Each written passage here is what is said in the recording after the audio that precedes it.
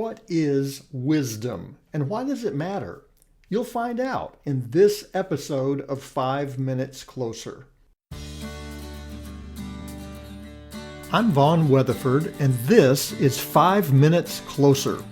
For the next 5 minutes, let's explore some biblical truths and apply them to your life. No podcast, including this one, can transform your life or give you what you really need. Only Jesus can do that. You can find out why in what I've called the first five episodes of 5 Minutes Closer. Each following episode explores scriptural truths that, if you follow them, will bring you 5 minutes closer to the person God created you to be.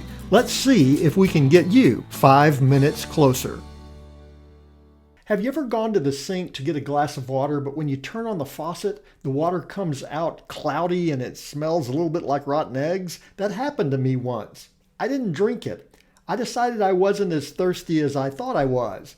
No one wants water that looks dirty and smells worse. However, if you're thirsty enough, you might be tempted to drink it. After all, rotten egg water is better than no water at all, right? Well, I don't want to find out, and you shouldn't either. Far too many people find wisdom in the same way. They determine what they will accept by how desperate they are to find it. A thirsty man will drink even dirty water. But should he? Not if there's cool, clean water available.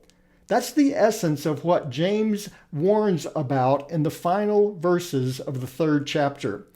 How can we distinguish between what is wisdom and what is not wisdom? Well, first, he describes what wisdom is not, beginning with verse 14. There the Bible says, "But if you have bitter jealousy and selfish ambition in your hearts, do not boast and be false to the truth. This is not the wisdom that comes down from above, but is earthly, unspiritual, demonic.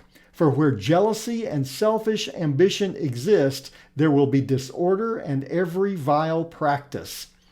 False wisdom has distinguishing characteristics. It's bitter, it's jealous, it's selfish, it leads to disorder and evil actions. There's no surprise there. It's wisdom not from above, rather it is earthly, unspiritual, and demonic. We shouldn't be surprised that water from a muddy lake is muddy. The first thing to ask when we're trying to determine whether or not something is wise is to determine its origin. After determining the origin, the second thing to ask is, where is this going to lead? If I follow that wisdom, where's it going to take me? Is that really where I want to go? James identifies the origin and the destination of true wisdom beginning in verse 17. There the Bible says, "But the wisdom from above is first pure, then peaceable, gentle, open to reason, full of mercy and good fruits, impartial and sincere. And a harvest of righteousness is sown in peace by those who make peace." Wisdom that originates with God leads to peace.